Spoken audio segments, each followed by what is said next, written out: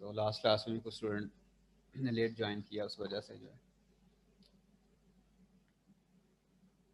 अच्छा अच्छा अच्छा अच्छा, चले हम कोशिश क्या करेंगे 5 to 10 मिनट्स लेक्चर के स्टार्ट में वेट करेंगे, ताकि जो कनेक्शन प्रॉब्लम जिन स्टूडेंट्स को है तो थोड़ा सा उन्हें थोड़ी रिलैक्सेशन मिल जाए। ओके, अब होपफुली आज ये इशू रिजॉल्व हो जाएगा, लेकिन अगर कोई नहीं लेक्चर ले पाता फिर रिकॉर्डिंग तो है, फिर वो रिकॉर्डिंग को फॉलो कर लेगा जो है। ओके, आहिस्ता आहिस्ता स्ट्रेंथ बढ़ती जा रही है, 34 हो गए। Okay, Bismillah, let's start. कल हमने डिस्कस किया था सेकेंडरी वैक्यूम पम्प, ठीक है। चैप्टर 5 हमने स्टार्ट किया हुआ था बिफोर विंटर वेकेशन, और उसमें हमने before vacation primary vacuum pump discuss किए थे, और आफ्टर वेकेशन मेकअप क्लास थी संडे को, उसमें हमने डिस्कस किया था सेकेंडरी वैक्यूम, तो उसमें है turbo molecular pump. Other type of pumps भी हैं जो बुक आपको मैंने सिलेबस से रेलिवेंट दी हुई है, उसमें जैसे ड्रैग फोर्स पम्प और इस तरह के एक दो और भी हैं जो सेकेंडरी वैक्यूम पम्प। आप अपनी इंफॉर्मेशन रीड कर सकते हैं जस्ट थोड़ा सा आइडिया लेने के लिए। अच्छा, इस तरह की कंस्ट्रक्शन भी यूज़ हो सकती है, इस तरह की भी हो सकती है। जो उसको अपनी अंडरस्टैंडिंग बेटर बनाना चाहता है, एक ब्रॉडर ओवरव्यू लेना चाहता है, तो वो उनको रीड कर सकते हैं, क्योंकि हमने तो सिलेबस को फॉलो करना है, टाइम भी शॉर्ट है, इसलिए हम के जो रेलिवेंट है उसको डिस्कस करेंगे। तो अल्ट्रा वैक्यूम में भी हम एक पम्प डिस्कस करेंगे, ठीक है, स्पटर आयन पम्प। उसमें स्पटरिंग का फिनोमेना हम यूज़ करेंगे। तो before discussing sputter ion pump we will discuss in detail what is sputtering, ठीक है। स्पटरिंग फिनोमेना क्या है बेसिकली जो है, ठीक है। स्पटरिंग की बहुत सारी एप्लीकेशन है इस फिनोमेना की, कुछ हम नेक्स्ट नैनो में भी पढ़ेंगे। एक मैंने आपको पहले स्पटरिंग के बारे में एक एप्लीकेशन बताई हुई है, कुछ बता सकता है स्टार्ट में चैप्टर के जब हमने वैक्यूम फिजिक्स स्टार्ट किया था उस वक्त मैंने स्पटरिंग किस पर्पज़ के लिए यूज़ होती है? हाँ शाबाश, बिल्कुल गुड। ये थिन फिल्म कोटिंग टेक्निक है, और भी टेक्निक्स हैं, बहुत सारी हैं थिन फिल्म कोटिंग के लिए, जो हम नैनो में एक पूरा चैप्टर है वो पढ़ेंगे। एक यूनिवर्सल टेक्निक है, through out the world use होती है स्पटरिंग, इंडस्ट्रियल स्केल पे बहुत ज़्यादा यूज़ होती है थिन फिल्म कोटिंग के लिए। एक और टेक्निक भी मैंने बताई थी, जो हमारी लैब में भी अवेलेबल है हमारी डिपार्टमेंट में, थिन फिल्म कोटिंग की। वो क्या टेक्निक है? एक और थिन फिल्म की है, और मैंने भी आपको बताई भी थी उसमें चैप्टर में, और ये भी बताया था कि हमारी लैब में भी अवेलेबल है। Sir pulse laser laser deposition. Deposition. जी शाबाश, गुड, पल्स लेज़र डेपोजिशन जो है, ठीक है।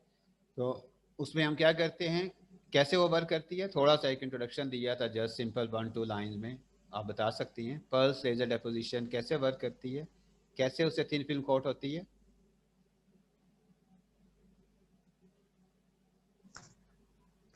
सर उसमें हम हाईली एनर्जेटिक लेजर बीम को टारगेट पे फॉल करवाते हैं। ठीक है शाबाश, ठीक है। तो फिर क्या होता है? ठीक है, टारगेट क्या होता है, टारगेट क्या चीज़ होती है? लेज़र को हम टारगेट पे फॉल करवाते हैं, तो टारगेट क्या चीज़ होती है? सर वो मटेरियल कोड होना होता है। जी, वो मटेरियल होता है टारगेट जिसकी हमने कोटिंग करनी होती है, ठीक है। हम पहले उसका एक सॉलिड पीस लेते हैं, ठीक है, वो एक सामने टारगेट के तौर पर उसे रख देते हैं। जैसे हम, ठीक है, कोई एक टारगेट सामने रख के फायरिंग की प्रैक्टिस करते हैं, कोई ऑब्जेक्ट सामने रख देते हैं, कहते हैं ये टारगेट है, इसको हिट करना है, ठीक है।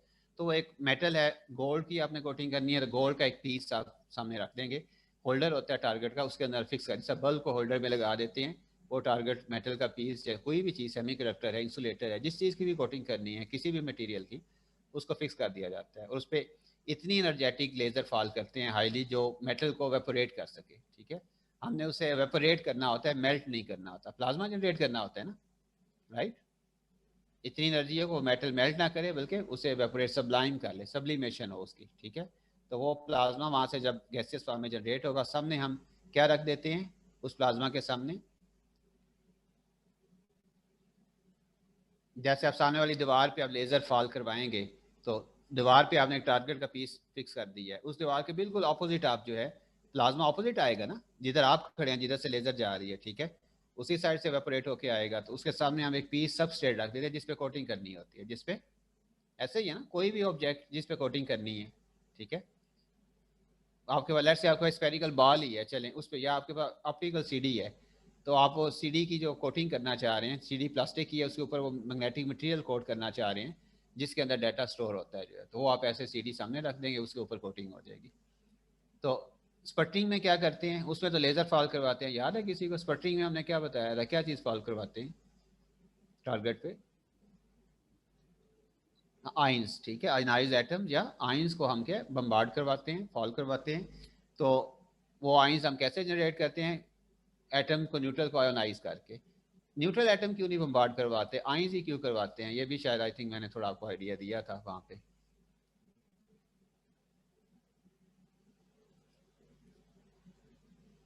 क्योंकि हमने आइंस को, अब यहाँ पे दो चीज़ें, पहले भी हमने आइंस क्या करता है, जब टारगेट को हिट करता है तो वहाँ से टारगेट के मटेरियल एटम को वहाँ से क्या रिमूव करवाता है, ठीक है, एवेपोरेट करवाता है, सब्लाइम करवाता है। तो आपको पता है कि किसी भी मेटल से उसके एटम को रिमूव करना आसान काम इजीली तो नहीं है ना, बहुत हाईली एनर्जेटिक आइंस चाहिए ना।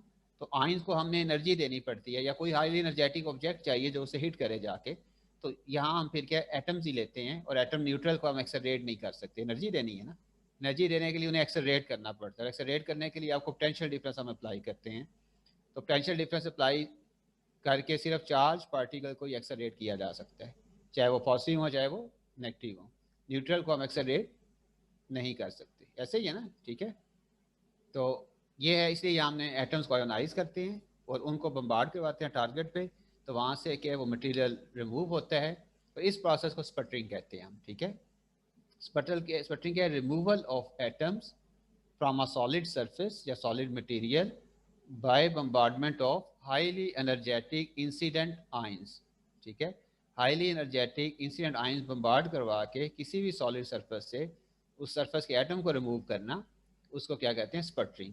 पहले हमने पढ़ा डिजॉर्प्शन, डिजॉर्प्शन भी इसी तरह का फिनोमेना है ना, removal of atom from the surface. फर्क बता सकते हैं, what is the difference between desorption and sputtering? Both are apparently both are removal of atoms from the surface.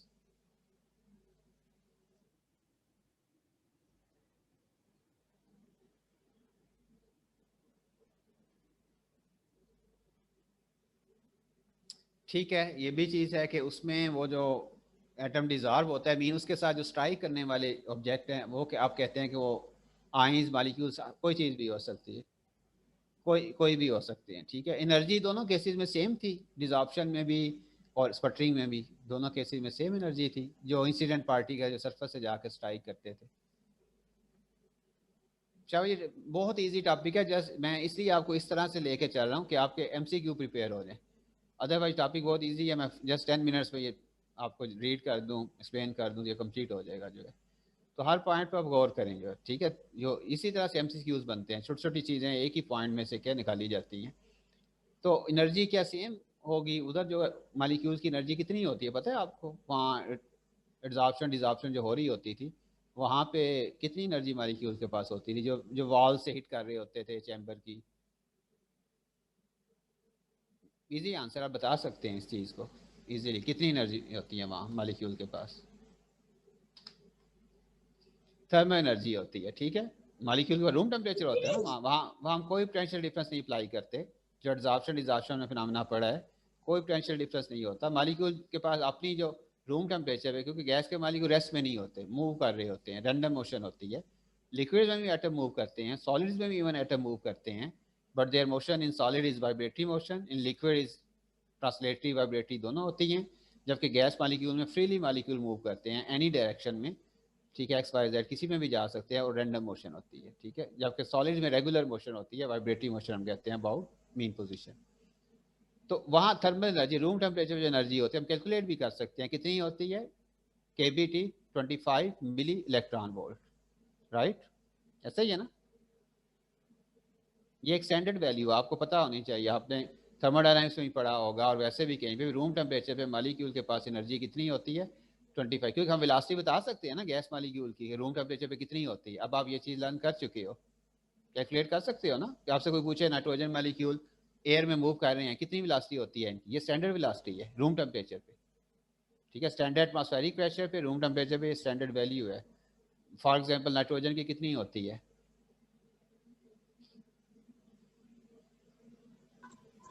Sir 472 metre पर सेकंड। जी शाबाश, बिल्कुल 472 मीटर पर सेकेंड। हाइड्रोजन की काफ़ी ज़्यादा होती है, डबल इससे ट्रिपल होती है, मोर देन 1000 होती है मीटर पर सेकेंड, ठीक है। हर गैस के मॉलिक्यूल्स की वेलोसिटी डिफरेंट है क्योंकि मैस डिफरेंट है, राइट। हाइड्रोजन का मैस कम है, उसकी वेलोसिटी रूम टेम्परेचर पे ज़्यादा होती है। ओके, तो वो थर्मल एनर्जी से जब सरफेस से जाके हिट करते हैं तो वो जो एटम रिमूव होते हैं वो सॉलिड मटेरियल के नहीं होते। आपको पता होगा वो गैसियस एटम होते थे, नाइट्रोजन ऑक्सीजन यही जो एयर में मौजूद है वो चैम्बर की वॉल के साथ जाके के एब्जॉर्ब हो जाते थे, चाहे फिजिकली हो चाहे केमिकली हो। तो वो गैसियस मालिक्यूल सॉलिड पार्टिकल से बॉन्ड बनाते थे जो, ठीक है। तो उनमें भी जो है जो फर्स्ट मोनोलेयर बनती थी, हम कहते हैं वो केमिकली एब्जॉर्ब होती है, उसका बॉन्ड ज़्यादा स्ट्रॉन्ग होता था, ज़्यादा स्ट्रॉन्ग होता था ना उसका बॉन्ड। उसके ऊपर जो लेयर बनती थी वाटर मॉलिक्यूल की, फर्स्ट लेयर ज़्यादा टाइटली बॉन्ड बनाती है as compare to second, third, fourth and so on, 10th layer, 100th layer वो वीकली बॉन्ड बनाती है क्योंकि वो डायरेक्ट मेटल से नहीं बना रही। तो वो जो डिजॉर्प्शन थी वो गैसियस मॉलिक्यूल थी सरफेस के साथ, वो वीकली बाउंड होते हैं।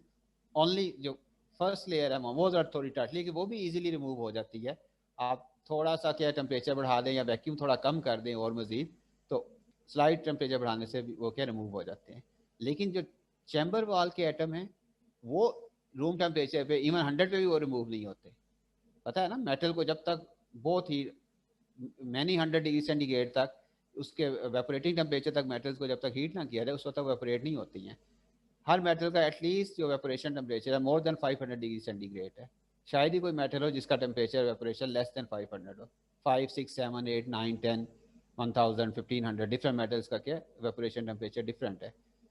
क्यों डिफरेंट है? क्योंकि एटम्स की एक बाइंडिंग एनर्जी होती है जो एटम को टाइटली बॉन्ड करके रखती है। आयनिक मेटल्स भी हैं, कोवलेंट मेटल्स भी हैं। आयनिक बॉन्ड की स्ट्रेंथ और होती है, कोवलेंट बॉन्ड की स्ट्रेंथ डिफरेंट होती है ना। हर मटेरियल में बॉन्डिंग डिफरेंट है ना, मेटालिक बॉन्डिंग है, आयनिक बॉन्ड है, कोवलेंट बॉन्ड है, पढ़ा हुआ है ना ये। तो स्पटरिंग में हमने इस बॉन्ड को ब्रेक करना होता है, सॉलिड मटेरियल के एटम के बॉन्ड को। वो आयनिक है, कोवलेंट है, तो ये बड़ा टाइट स्ट्रॉन्ग बॉन्ड होता है और इसके लिए हमें वेरी हाई एनर्जी रिक्वायर्ड होती है। और ये हम किलो वोल्ट्स में पोटेंशियल डिफरेंस देते हैं, thousands of volts potential difference दिया जाता है। किलो वोल्ट या थाउजेंड्स ऑफ, किलो में 1000 वोल्ट होते हैं ना, इतने पोटेंशियल डिफरेंस एक्सलरेट करें तब जाके ये पॉसिबल होता है कि आयन हिट करे सरफेस को और वहाँ से सॉलिड मटेरियल के एटम को क्या करे, रिमूव करे। अब डिफरेंस क्लियर कि स्पटरिंग भी रिमूवल ऑफ एटम है, और जो पहले आपने पढ़ा है ये टॉपिक भी उसी चैप्टर का टॉपिक है बेसिकली। स्पटरिंग आप टेक्स्ट बुक में देखें तो उसी में लिखा हुआ है, ये लास्ट टॉपिक है। वहाँ से मैंने फिर निकाल के इसमें ऐड कर दिया था क्योंकि हमने स्पटर आइन पम्प पढ़ना था। मैंने कहा ये साथ ही पढ़ा दूंगा आपको ताकि आप इजीली अंडरस्टैंड कर सकें स्पटर आइन पम्प को। तो ये भी सरफेस फिनोमिना है, एड्जॉर्प्शन, आउट गैसिंग, डिजॉर्प्शन, ये भी सरफेस फिनोमिना थे ना। लेकिन वो रूम टेम्परेचर पे परफॉर्म करते हैं, और आउट गैसिंग ठीक है हम जो करवाते हैं रूम टेम्परेचर पे भी हो रही होती है और स्लाइटली हाई पे भी हम करवाते हैं, एक्सलरेट करने के लिए टेम्परेचर बढ़ा देते हैं कुछ। वो भी वो हालांकि सॉलिड मटेरियल के एटम को हम नहीं रिमूव करते, गैसियस को ही करते हैं। लेकिन जैसे मैंने बताया कि जो केमिकल बॉन्ड गैसियस मालिक्यूल बनाते हैं उसे रूम टेम्परेचर से ज़्यादा एनर्जी चाहिए होती है, इसलिए उसके लिए हमें बेक करना पड़ता है, चैम्बर को हीट करना पड़ता है। तो ये स्पटरिंग थोड़ा उससे डिफरेंट फिनोमेना है, ठीक है सरफेस फिनोमेना ही, ठीक है। इसकी बहुत सारी एप्लीकेशन है। एक तो हमने क्या बताया, स्पिन कोटिंग थिन फिल्म की, लास्ट में एप्लीकेशन लिखी हुई है।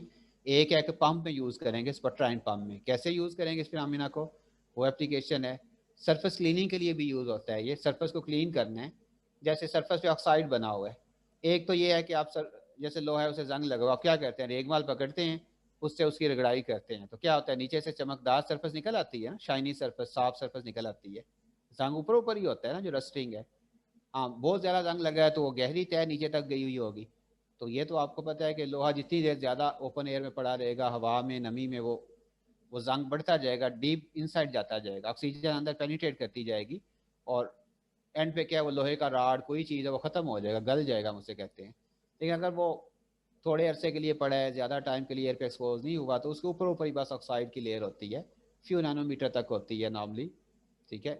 तो वो उसको हम क्या रेग माल से किसी चीज़ से, आम कपड़े से वो जंग नहीं उतरता, ठीक है। वो क्योंकि वो उसने मेटल के साथ बॉन्ड बनाया होता है ना, ऑक्सीजन ऑक्साइड बनाया होता है, तो इस तरह इजीली नहीं होता। तो लेकिन ये एक रफ तरीका है उसको साफ करने का, क्लीन करने का। जो रेग माल है उससे उसके ऊपर स्क्रैचेस पड़ जाते हैं ना, उसके ऊपर लाइनें ही पड़ जाएंगी रेग माल से। ऑप्टिकल सीडी को रेग माल से साफ कर सकते हैं, जैसे ऑप्टिकल सीडी पे बड़ी थिन कोटिंग होती है, इसको साफ करने के लिए आपको बड़ा सॉफ्ट सा कपड़ा चाहिए कोई, ठीक है, कोई ऐसी चीज़ चाहिए, टिश्यू चाहिए बड़ा सॉफ्ट होता है कि उसके ऊपर स्क्रैचेस ना पड़े। तो इस तरह नैनो मटेरियल जो होते हैं वेरी थिन होते हैं, इनकी सरफेस पे अगर ऑक्साइड आ जाए तो उसको हमने क्लीन करना है, तो हम ये स्पटरिंग यूज़ करते हैं, आयन की बम्बार्डमेंट करते हैं, बड़ी कंट्रोल्ड फॉर्म में करते हैं। इतनी ना बम्बार्डमेंट कर दें कि पूरी की पूरी थिन फिल्म ही क्या हो जाए, रिमूव हो जाए। थिन कोटिंग है ना, तो आपने बम्बार्डमेंट ज़्यादा कर दी तो ज़ाहिर है वो सारा मटेरियल रिमूव हो जाएगा ना। तो ये केयरफुल हो सकता है। इसे सरफेस साइंस फिजिक्स कहते हैं, ये पूरी ब्रांच है फिजिक्स की। जैसा हाई एनर्जी फिजिक्स ब्रांच है, लो टेम्परेचर फिजिक्स ब्रांच है, सरफेस साइंस फिजिक्स के है, इसमें हम सरफेस की प्रॉपर्टी सिर्फ स्टडी करते हैं। और एक बार याद रखें, नैनो में नेक्स्ट सेमेस्टर हम ये डिस्कस भी करेंगे, जो वॉल्यूम की प्रॉपर्टीज़ है मटेरियल की, वो सरफेस के मुकाबले में सरफेस एटम की प्रॉपर्टी काफ़ी डिफरेंट होती है as compare to inner volume atom. Reason क्या है, वहाँ पे हम इसको भी डिस्कस करेंगे। तो नैनो में क्योंकि ऑब्जेक्ट बड़े थिन होते हैं, उनमें वॉल्यूम यानी थिकनेस बड़ी कम होती है, ज़्यादा सरफेस एटम ही होते हैं, इसलिए उनकी प्रॉपर्टीज नैनो स्केल पे मॉडिफाई हो जाती हैं, क्योंकि सरफेस के एटम का रोल डोमिनेंट हो जाता है वहाँ पे, वो ज़्यादा क्वांटिटी में होते हैं एज कम्पेयर टू बल्क। जबकि आम मैक्रो ऑब्जेक्ट में बल्क में एटम ज़्यादा होते हैं, सरफेस पे कम होते हैं ना। सरफेस पे तो ऊपर एक लेयर है ना, बल्क में ऊपर कितनी लेयर है, ज़्यादा सारी, इनसाइड ट्रिलियंस ऑफ लेयर हैं, खरबों लेयर हैं एटम की जो है, ठीक है। अगर आपके पास 1 मिलीमीटर थिक भी एटम हो, कोई पीस हो, सॉरी ऑब्जेक्ट हो, तो उसमें बहुत सारी एटॉमिक लेयर्स होती हैं। एनीवे हम वापस आते हैं टॉपिक की तरफ। तो स्पटरिंग है क्या, आज हमने इसको एज ए टॉपिक पढ़ना है, ठीक है। ये फिनोमिना क्या है, ये स्पटरिंग अगर आपने बढ़ाना चाहते हैं, क्यों बढ़ाना चाहते हैं, अगर आपने ज़ाहिर कोई लेयर को क्लीन करना है और वो थिक लेयर है, थिक ऑक्साइड बना हुआ है, तो आप चाहेंगे ना कि जल्दी जल्दी क्लीन हो जाए। तो जल्दी क्लीन करने के लिए आपको क्या स्पटरिंग रेट बढ़ाना पड़ेगा। स्पटरिंग रेट भी स्पटरिंग जो हो रही है उससे एटम की रिमूवल हो रही है, वो फास्ट करनी पड़ेगी, ज़्यादा करनी पड़ेगी पर सेकंड। आपके पास आप चाहते हैं कि एक 20 लेयर रिमूव हो जाए एक सेकंड में, ऊपर से उतरती जाए लेयर नीचे से क्लीन सरफेस निकालने के लिए। तो वो भी हम देखेंगे कि स्पटरिंग रेट को बढ़ाना हो तो किन फैक्टर्स से प्ले करना है, कौन से फैक्टर्स हैं जिन पे स्पटरिंग रेट के डिपेंड करता है जो है। स्पटरिंग मैकेनिज्म की हम बात करेंगे। चलें स्पटरिंग जो फैक्टर्स हैं जो स्पटरिंग को इफेक्ट कर सकते हैं, हम उसकी बात कर लेते हैं। उससे पहले बल्कि स्पटरिंग यील्ड को हम डिफाइन करते हैं। यील्ड क्या होती है, बेसिक आउटपुट होती है, ratio of output to input, ठीक है। इनपुट आप कितनी दे रहे हैं और आउटपुट आपको कितनी मिल रही है, इसको हम यील्ड कहते हैं। स्पटरिंग यील्ड क्या है, it is defined as the number of sputtered atoms per incident ion. आप आयंस की बम्बार्डमेंट करवा रहे हैं, बहुत सारे आयन बम्बार्ड करवा रहे हैं, तो जो यील्ड होती है कि हर आयन कितने एटम स्पटर कर रहा है, एवरेज निकालना है ना। 10 एटम आयन बम्बार्ड करवा रहे हैं, आपको 100 एटम टोटल मिल रहे हैं, स्पटर हो रहे हैं, तो यील्ड क्या होगी, एवरेज निकालने के लिए टोटल कितने आउटपुट कितनी है और इनपुट कितनी दे रहे हैं। आउटपुट 100 है, इनपुट क्या दे रहे हैं 10, 100/10 यील्ड क्या हो जाएगी 10 आ जाएगी ना। तो 10 मीन के 1 पर एटम कितने एटम रिमूव हो रहे हैं, ठीक है। आप बहुत सारे, हम स्पटरिंग में बहुत सारे आयन बम्बार्ड करते हैं, थाउजेंड्स हंड्रेड्स ऑफ, डिपेंड के आप कितना रेट ज़्यादा चाहते हैं। जितना रेट ज़्यादा लेना होता है स्पटरिंग का, उतने नंबर ऑफ आयंस आप बढ़ाते जाते हैं जो, ठीक है। तो उससे आपको क्या है, स्पटरिंग रेट क्या ज़्यादा मिल जाता है। यील्ड एक स्टैंडर्ड पैरामीटर है। चलें जी, आपने 1000 एक बम्बार्ड करा रहा है, एक स्टूडेंट 100 एटम बम्बार्ड करवा रहा है, एक 1 करवा रहा है, तो इंपॉर्टेंट पैरामीटर ये नहीं है कि कितने बम्बार्ड, ज़ाहिर जितने ज़्यादा बम्बार्ड कराएंगे उतने ज़्यादा एटम रिमूव होंगे। वो आगे हम टेक्निक में देखेंगे भी सही, तो बहुत ज़्यादा एटम भी बम्बार्ड करवाएं तो वो भी हर्डल है इस टेक्निक में। तो हम चाहते हैं कम से कम एटम बम्बार्ड करवा के ज़्यादा से ज़्यादा के एटम रिमूव करवाएं। यही होता है ना, आपने घर बनवाना है, बिल्डिंग बनवानी है, आप क्या चाहते हैं, कम से कम मजदूर लगा के ज़्यादा से ज़्यादा काम लिया जाए ना भाई, काम भी ज़्यादा हो जाए, मजदूर भी कम लगाने पड़े ना, यही हर कोई चाहता है ना, ठीक है। यही एडवांटेज भी इसी में ही है। हाँ, काम बढ़ाना है, आपने स्पीडी करना है तो आप मजदूर बढ़ा देते हैं, ठीक है, तो काम भी स्पीडी हो जाता है। लेकिन ये कोई, इसको हम कोई कमाल की बात नहीं कहेंगे। कमाल ये है कि एक बंदा 10 बंदों जितना काम कर ले, अगर फर्ज करें, तो वो हम कहते हैं ये बड़ा कमाल का बंदा है जो है, ठीक है। तो इसलिए हम फिर देखेंगे कि फिर ऐसा अगर हमने करना है तो फिर क्या स्पटरिंग में हम किन फैक्टर से प्ले करना है, तो बता सकते हैं फिर क्या क्या फैक्टर्स हो सकते हैं।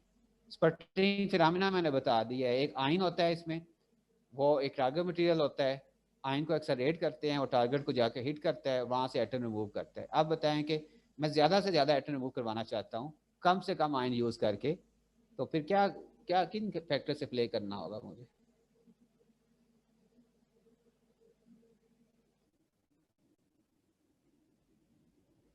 आयंस को एनर्जी ज़्यादा ज़्यादा देंगे, जितनी ज़्यादा आयन को एनर्जी देंगे उतनी स्पटरिंग क्या होगी, ज़्यादा होगी।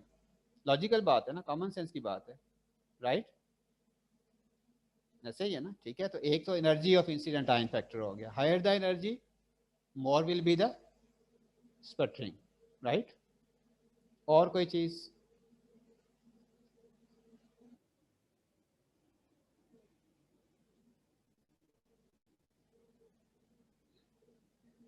हाँ, हैवियर आयन जो इंसिडेंट आयन है, जितना आयन हैवियर होगा उतनी स्पटरिंग ज़्यादा होगी, क्योंकि स्पटरिंग में बेसिकली मोमेंटम ट्रांसफ़र होता है। कल हमने पढ़ा था ना मोमेंटम ट्रांसफ़र पम्प। तो आयन बेसिकली क्या करता है, जब मटेरियल को हिट करता है तो आयन का मैस और वेलोसिटी या एनर्जी है, मोमेंटम है, वो जाके मटेरियल के एटम को ट्रांसफ़र होता है। एटम वो एनर्जी गेन करके, वो क्या बॉन्ड ब्रेक करके वो मटेरियल से बाहर आ जाते हैं। तो ये भी एक फैक्टर है कि हैवियर मैस में बात करें, ठीक है। सेकंड फैक्टर हो गया। थर्ड,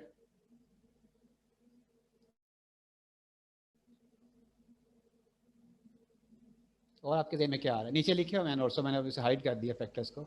आपके जहन में क्या?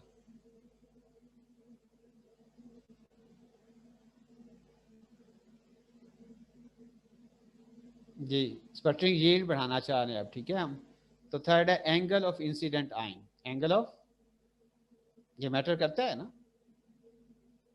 एंगल किस किस एंगल पे आइन को सरफेस से बम्बार्ड करवा रहे हैं, ठीक है। तो क्या एंगल होना चाहिए बताएं?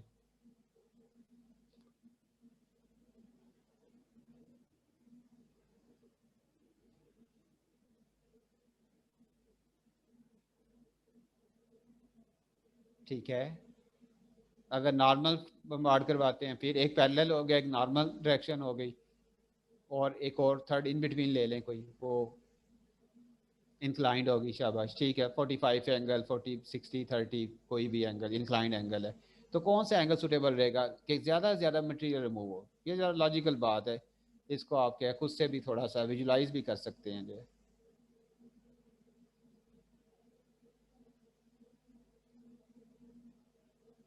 इंक्लाइंड एंगल पे, अच्छा। आप मुझे अब रीज़न कोई बता सकता है कि नॉर्मल एंगल पे या पैरेलल पे फॉल करवाएंगे? Parallel mean 1 degree, zero zero पे तो करेंगे तो वो टच ही नहीं ना करेगा, उसके पैरेलल होके गुजर जाएगा जो है, ठीक है। थोड़ा सा 1 डिग्री करेंगे तो वो सरफेस को टच करता हुआ गुजरेगा जो है, ठीक है। तो आप लॉजिक बता सकते हैं कि इंक्लाइंड एंगल क्यों बेटर है, या उसमें फिर क्या क्या क्यों ज़्यादा निकलेंगे? इसकी थोड़ी एक्सप्लेनेशन, फिजिक्स थोड़ी इसकी।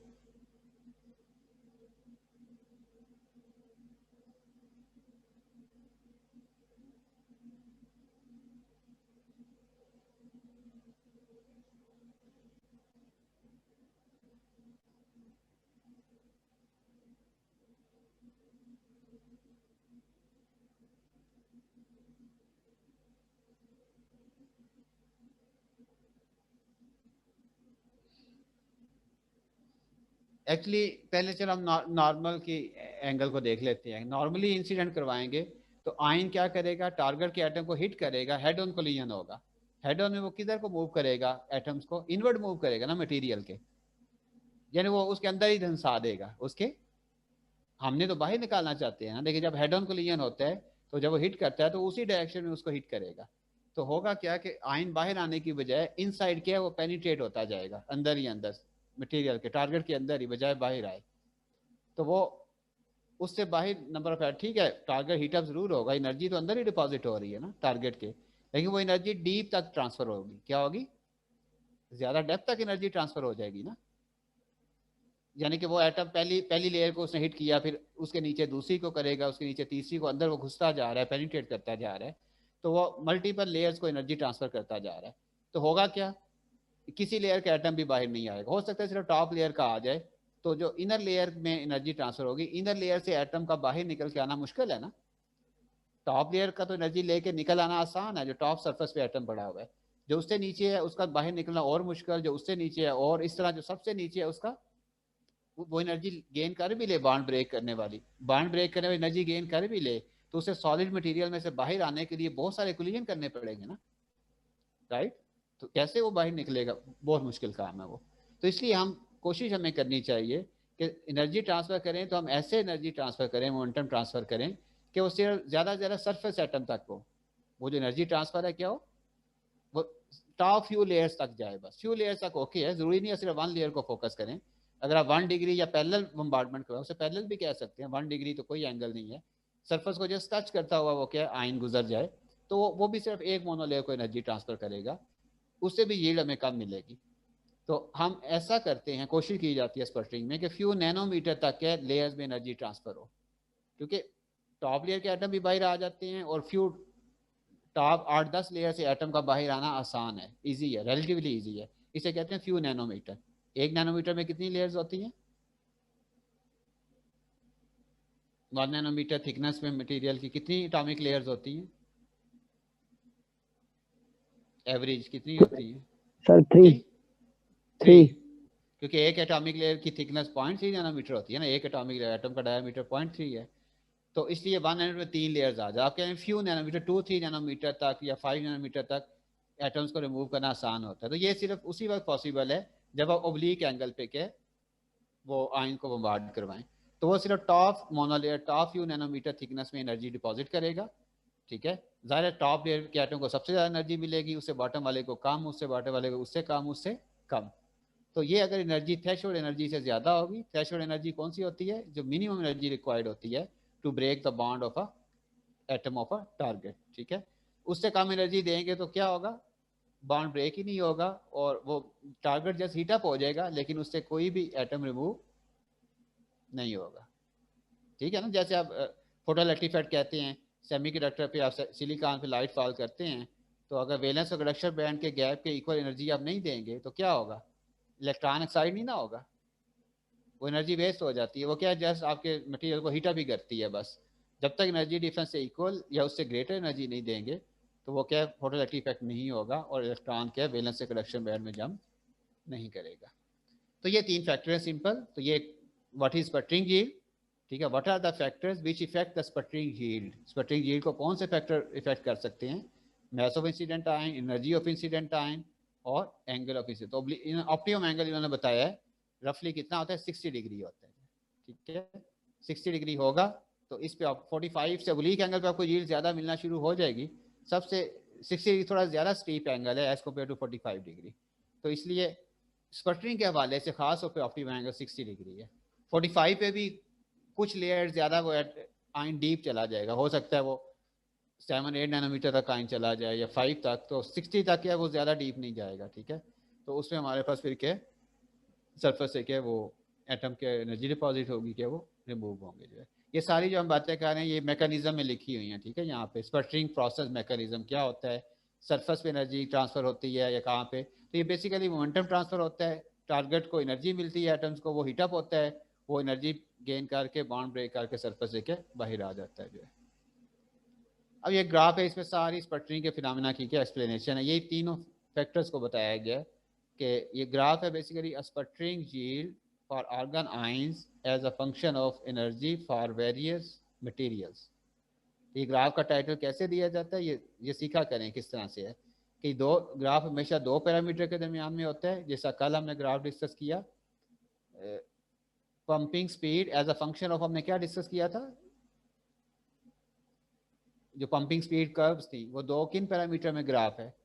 पंपिंग स्पीड डिस्टेंस और पंपिंग स्पीड, नो, प्रेशर और pumping. Pressure and pumping speed. क्या था? Pressure and pumping speed. Pumping speed as a function of pressure हम उसे कहेंगे, राइट, ठीक है। अगर मैं यहाँ शो करूँ आपको, ये ग्राफ है, यहाँ पे एक्स एक्सिस में प्रेशर था, यही हमने रोटरी में भी यही इसका कर्व ड्रा की थी, वाई एक्सिस में क्या थी, पंपिंग स्पीड थी जो है। तो हम कहते हैं कि पंपिंग स्पीड प्रेशर पे डिपेंड करती है ना, प्रेशर पे, ठीक है। तो ये सेकेंडरी वैक्यूम पंप में किस प्रेशर रेंज में पंपिंग स्पीड मैक्सिमम होगी?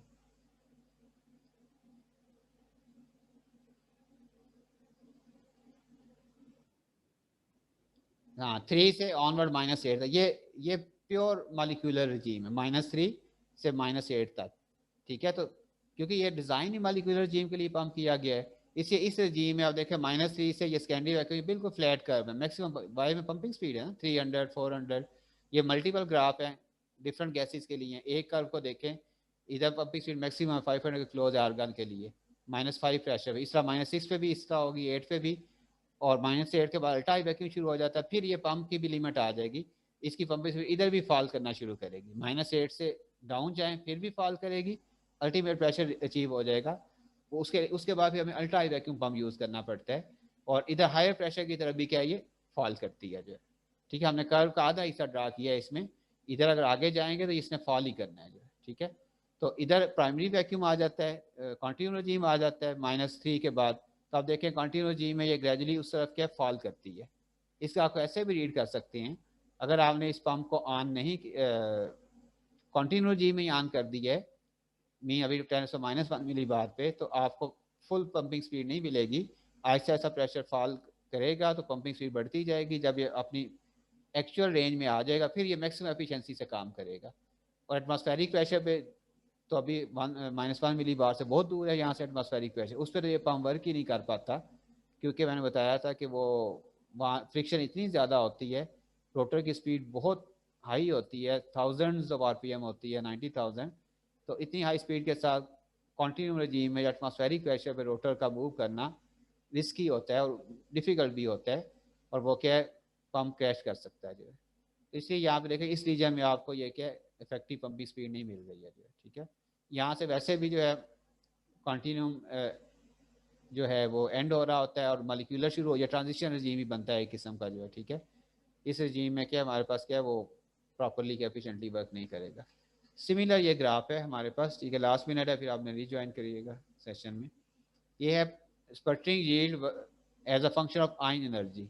आयन एनर्जी बढ़ती है, स्पटरिंग यील्ड बढ़ती है, एक पॉइंट पे मैक्सिमम है और फिर उसके बाद क्या कम होना शुरू हो जाती है। तो इस ग्राफ के 3 हिस्से हैं, एक स्टार्ट वाला, पहले स्पटरिंग यील्ड 0 है, हालांकि एनर्जी जहाँ मिल रही है हम एनर्जी दे रहे हैं, जैसे ये 100 इलेक्ट्रॉन वोल्ट पे भी 0 है, फिर उसके बाद ये बढ़ना शुरू होती है। तो ये रीज़न बता सकते हैं कि या इसे हम कैसे एक्सप्लेन करें, क्या फिजिक्स है कि 100 इलेक्ट्रॉन तक वोल्ट तक आपको स्पटरिंग यील्ड 0 मिल रही है, हालांकि एनर्जी तो है, एनर्जी आप दे रहे हैं टाइटेनियम के ग्राफ के लिए।